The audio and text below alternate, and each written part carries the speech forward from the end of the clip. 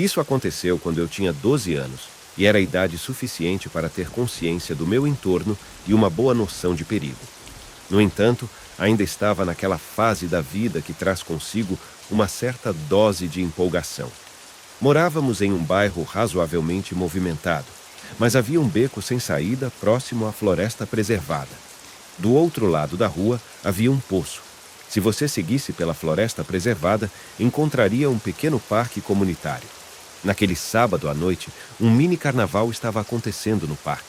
Como não estava fazendo nada com meus amigos naquele momento, minha mãe sugeriu que eu fosse dar uma olhada no carnaval. Ela não era do tipo de mãe que proibia os filhos de saírem após escurecer. Sempre me deixava tomar minhas próprias decisões. Acabei indo, atravessei a floresta com uma lanterna e finalmente ultrapassei a cerca que levava ao parque. Então, iluminei brinquedos de carnaval por toda parte. Uma roda gigante, um mini roller coaster, algumas dessas atrações giratórias impressionantes, além das barracas de concessão e cabines de jogos de carnaval. Já era tarde o suficiente para que não estivesse muito lotado. Havia também uma grande tenda de circo com listras vermelhas e brancas, onde via algumas pessoas entrando. Coloquei a cabeça dentro e vi 4 fileiras de pessoas na plateia. No mini-palco, 3 palhaços realizavam truques. Um deles estava em um triciclo, outro fazia malabarismos e o terceiro simplesmente dançava pelo palco. Então, o dançarino percebeu que eu estava olhando e, de repente, pulou em minha direção, balançando o dedo indicador, convidando-me a me aproximar ou a subir no palco. Eu realmente não sabia o que fazer, apenas sabia que não queria fazer parte do espetáculo. Assim, saí rapidamente e encontrei um amigo em um dos jogos de carnaval. Passei cerca de meia hora com ele antes de o carnaval começar a fechar. Quando me despedi dos meus amigos e me dirigi de volta à floresta, estava próximo à cerca quando ouvi alguém me seguindo. Era um dos palhaços, o mesmo que havia me chamado antes. Ele me perguntou se eu queria dar uma olhada nos bastidores da tenda do circo e ver algumas coisas legais que os convidados não podiam ver. Recusei rapidamente e entrei na floresta. Fiquei olhando para trás a cada poucos segundos para ter certeza de que não estava sendo seguido. O palhaço, no entanto, permaneceu parado, me observando com um sorriso pintado no rosto, o que tornava a situação ainda mais perturbadora. Quando saí de sua vista, comecei a correr, com medo de que ele pudesse me encontrar. Decidi não contar para minha mãe sobre o incidente, pois valorizava minha liberdade de sair quando quisesse, mas também temia que isso pudesse prejudicar minha caminhada de 800 metros pela floresta. Estava a 3/4 do caminho de casa quando ouvi algo novamente. Imediatamente me senti mal ao ouvir isso. Virei-me e vi o mesmo palhaço emergindo das sombras da floresta em direção à luz da minha lanterna. Quando ele chegou perto o suficiente, joguei a lanterna nele e corri na direção de casa. Ouvi-o logo atrás de mim até que a estrada ficou visível. Foi então que ouvi-lo se virar. Quando cheguei em casa, estava respirando como se tivesse acabado de correr uma maratona. Minha mãe estava obviamente preocupada, mas eu ainda não queria contar a ela o que tinha acontecido. Então, menti e disse que tinha corrido todo o caminho de volta, e o palhaço nunca mais apareceu.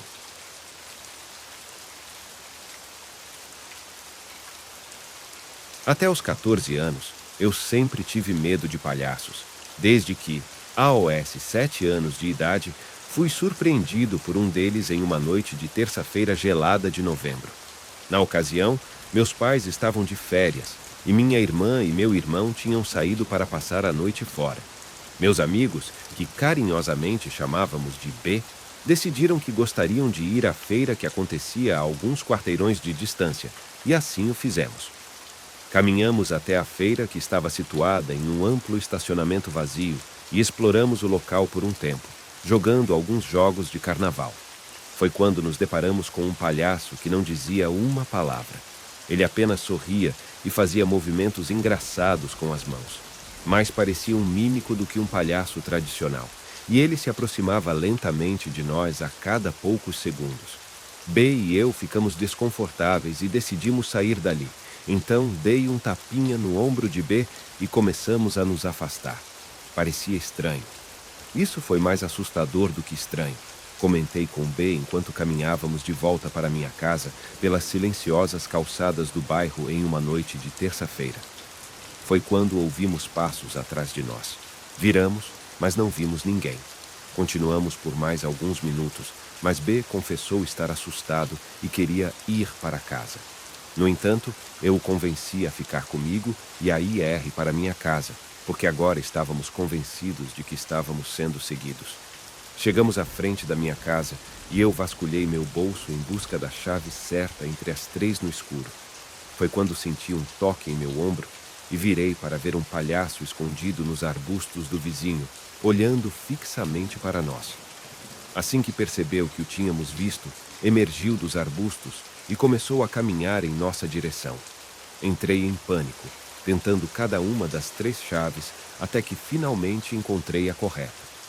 Abrimos a porta e entramos, batendo-a imediatamente atrás de nós.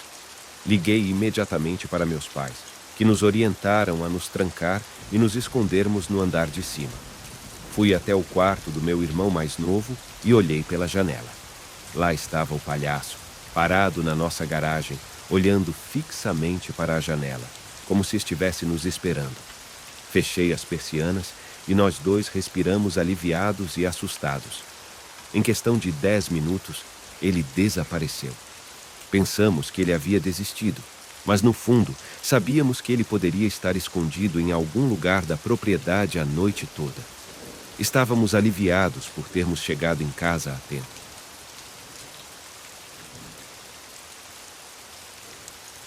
Se você tem acompanhado as notícias recentemente, deve ter notado o aumento dos relatos sobre palhaços atraindo crianças para as profundezas das florestas.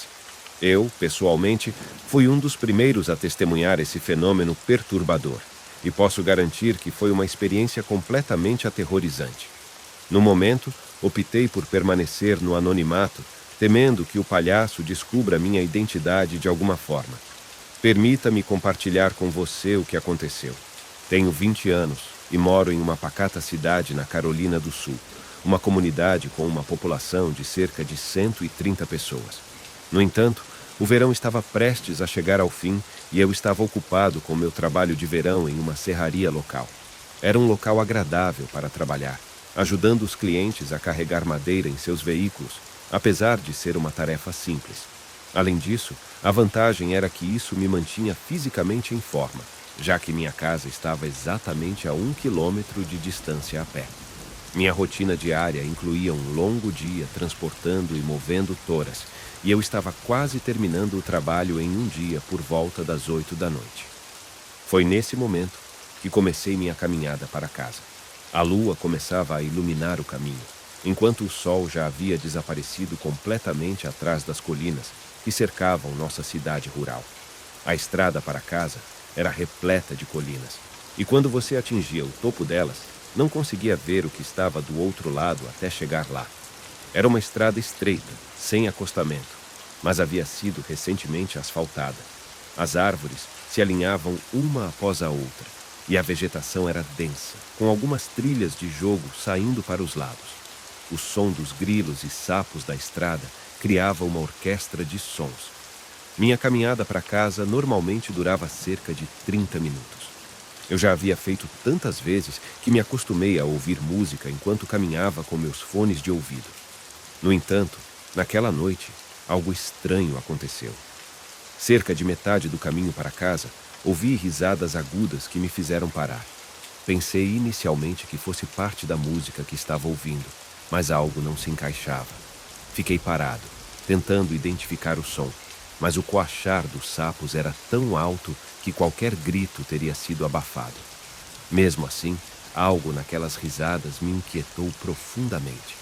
No dia seguinte, comecei meu turno às 14 horas e iniciei minha caminhada para o trabalho às 1h30. Nada parecia fora do comum naquela bela tarde. Enquanto caminhava, observava as folhas secas sendo varridas pelos meus pés e, ocasionalmente, chutava uma pedra na calçada recém-construída. Em um desses chutes, algo estranho aconteceu. Uma pedra que eu chutava saltou e pousou perto de um objeto brilhante no chão. Curioso, Peguei o objeto e dei uma leve pressão nele, fazendo-o emitir um som de apito. Para minha surpresa, era o nariz de um palhaço. Perguntei a mim mesmo o que diabos isso estava fazendo ali. Guardei o nariz de palhaço e levei-o para o trabalho para mostrar a OS outros membros da equipe, o que arrancou algumas risadas. O dia transcorreu como de costume, e por volta das 8h30, quando bati o ponto, comecei minha longa caminhada de volta para casa. Infelizmente, havia esquecido meus fones de ouvido em casa, então não pude desfrutar de minha música habitual durante o trajeto. No entanto, algo mais estava prestes a acontecer. Cerca de 150 metros à frente, vi uma figura difusa na estrada.